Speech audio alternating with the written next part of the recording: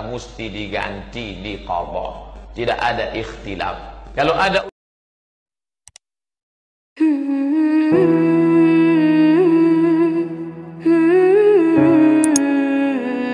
Bismillahirrahmanirrahim. Assalamualaikum warahmatullahi wabarakatuh. Alhamdulillah bisa jumpa lagi di channel Kahfi Kreatif. Insya Allah inspiratif dan bermanfaat.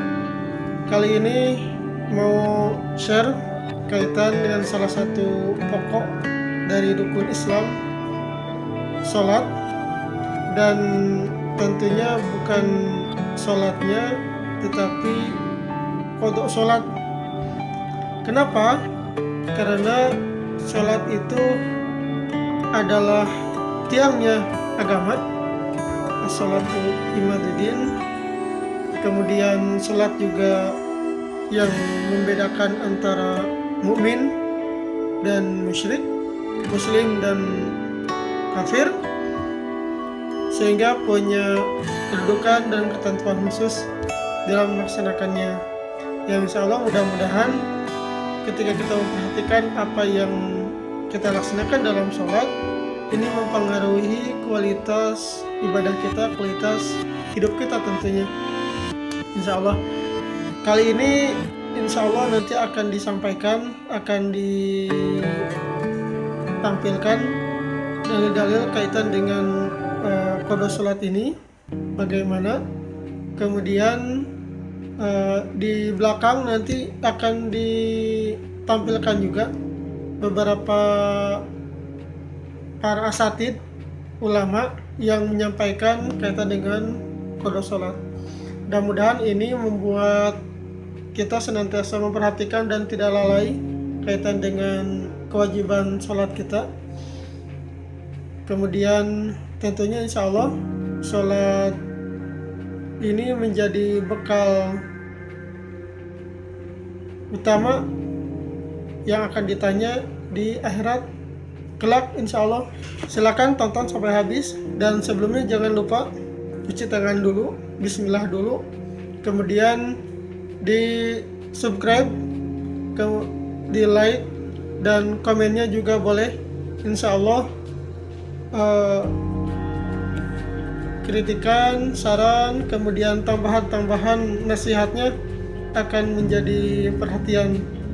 Terima kasih. Selamat menyaksikan.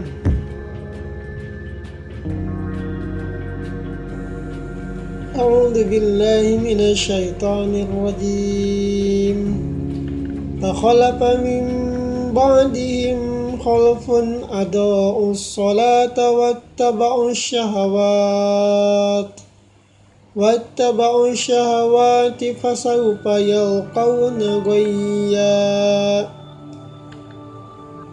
Kemudian datanglah setelah mereka pengganti yang mengabaikan sholat dan mengikuti keinginannya, maka mereka kelak akan tersesat. Shadaqallahul adzim. Sahabat Kahfi, amalan yang mula-mula dihisab dari seorang hamba di hari kiamat ialah sholat. Maka jika ia baik seluruh amalnya juga, dan sebaliknya jika jeleklah pada semua amalannya. Batas di antara seorang dengan kekafiran itu ialah meninggalkan sholat. Hadis riwayat Ahmad, Muslim, Abu Dawud, Tirmizi, dan Ibnu Majah. Para ulama bersepakat bahwa meninggalkan sholat termasuk dosa besar, bahkan lebih besar dari dosa berzina dan mencuri. Maka sampai kepada tingkat kekafiran seseorang ketika meninggalkan sholat adalah ketika dia mengitikadkan, meyakinkan bahwa sholat itu adalah tidak wajib. Dan apabila seseorang meninggalkan sholat tetapi masih yakin bahwa sholat itu adalah kewajiban dari Allah, tapi karena dia enggan ataupun malas, maka dihukumi sebagai orang yang berdosa besar.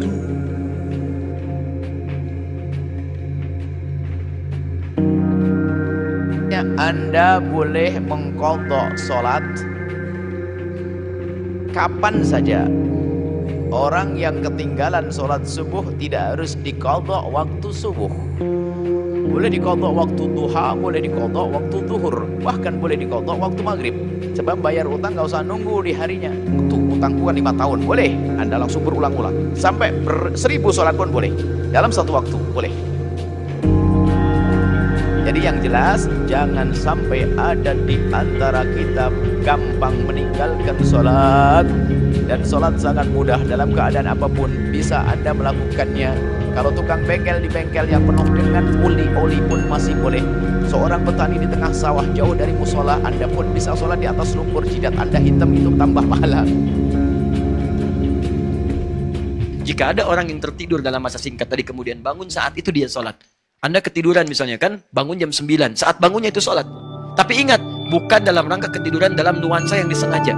Bukan. Tapi kalau sifatnya dalam jangka waktu yang lama, atau karena perbuatan tertentu, misal ada mati suri, koma dia, belum titik, ya, jadi dia masih hidup, nggak betul, masih hidup, tapi tidak ada aktivitas dan diam seluruhnya. Lama, setelah misalnya 10 tahun bangun.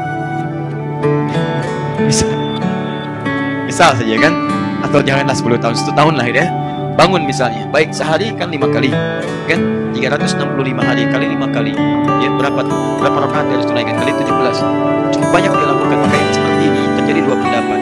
Kata Imam Asy-Syafi'i, qadha salat berlaku pada dirinya, tapi diberikan keringanan dalam qadhanya. Ambil sebagian waktu yang lenggang bagi dia. Mungkin setelah salat zuhur dia salat lagi dengan meniatkan untuk qadha salat yang telah berlalu. Mengambil keumuman hadis tadi, seperti orang tidur yang tidak salat dan tidurnya dalam keadaan tidak menunaikan salat, maka dipahami oleh Imam Syafi'i untuk kehati-hatian, tunjukkan kesungguhan kita untuk mendekat kepada Allah. Setelah salat maghrib, saya tunaikan lagi. Tapi di waktu-waktu yang kira-kira tidak ada salat sunnah setelahnya, maka alangkah baiknya tidak dikerjakan. Bisa setelah subuh, gitu kan? Nah, kalau bisa itu jangan, karena dikhawatirkan menyebabkan kesalahpahaman di antara banyak orang. Salat lagi ya. Wah ini alirannya bahaya ini. Oh aliran bahaya. Nah, akhirnya di situ terjadilah perselisihan yang tidak diinginkan, ya. Itu pendapat Al-Imam Asy-Syafi'i. Ulama yang lain berpendapat tidak berlaku hukum qadha yang seperti ini. Cukup dia bertobat pada Allah Subhanahu wa taala, kemudian dia berusaha meninggalkan segala maksiat dan diisi dengan memperbanyak amal soleh setelahnya. Dia rajin zikir, tingkatkan amalan-amalan sunnahnya, sholat sunnahnya ditambah lagi dan seterusnya. Kalau ini dilakukan, maka cukup kemudian menutupi kekurangan-kekurangan di masa lalu yang pernah ia kerjakan.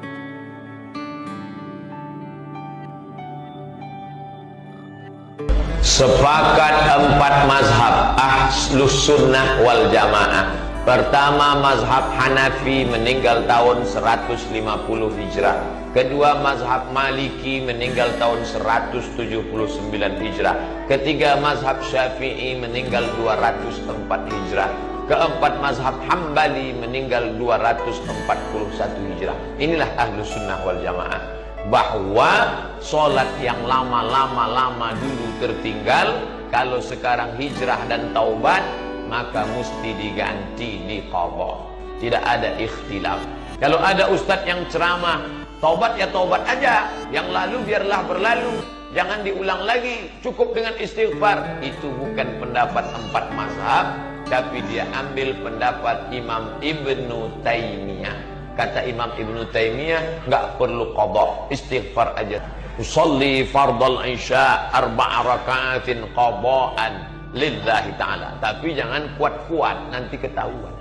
Besok subuh gitu lagi. Usolli fardal subuhi rak'ataini qadhaan. Tapi kalau bisa jangan di masjid, nanti menimbulkan fitnah. Kalau ragu Pak Ustadz, antara 15 hari dengan 10, pakai yang 15. Maka yang 10 lunas, sisanya jadi amal sunnah.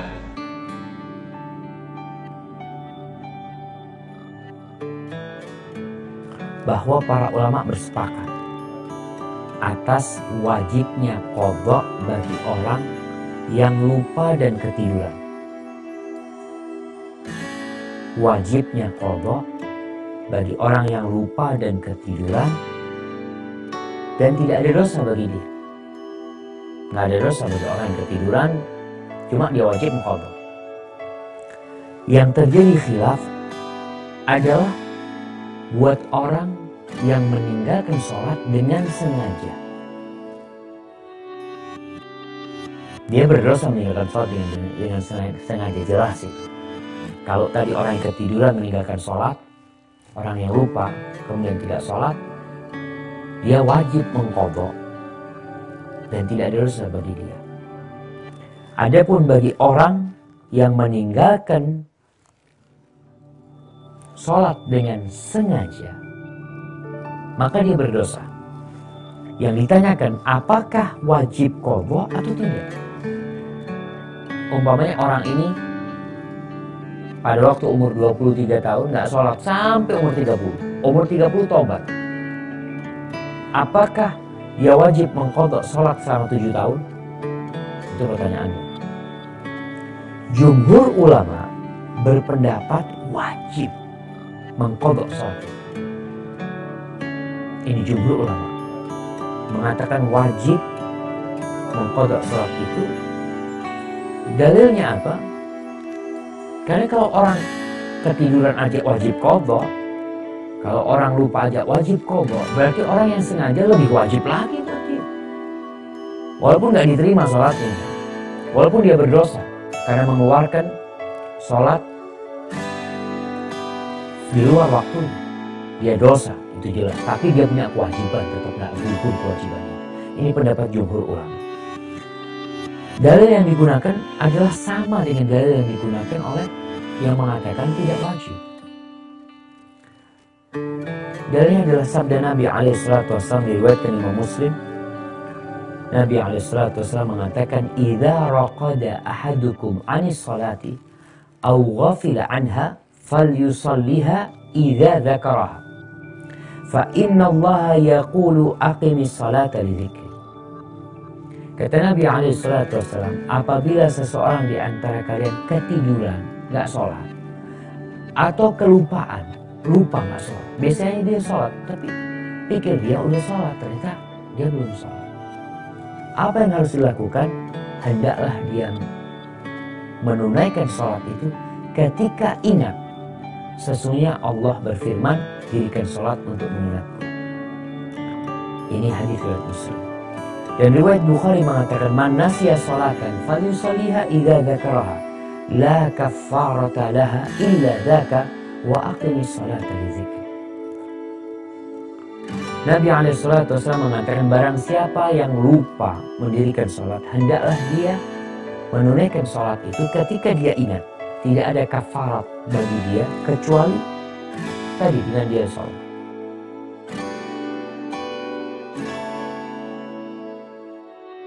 Salah satu di antara buktinya misalnya sebuah hadis sahih riwayat Bukhari Muslim yang bersumber dari Abu Qatadah, di mana beliau menceritakan sebuah kejadian yang terjadi pada masa Rasulullah SAW masih hidup. Sekembalinya Rasulullah dengan para sahabat dari perperangan Khaybar, sebagian sahabat ada yang meminta istirahat kepada Nabi, dan waktu itu di tengah malam menjelang subuh. Karena mereka sudah terlalu capek, akhirnya Nabi pun memperkenankan permintaan sebagian sahabat tersebut.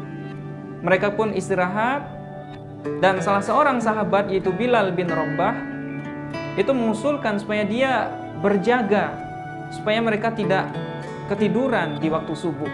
Kemudian sahabat Bilal pun bersandar ke kendaraannya, dan tanpa disangka Sayyidina Bilal bin Rabah pun ketiduran.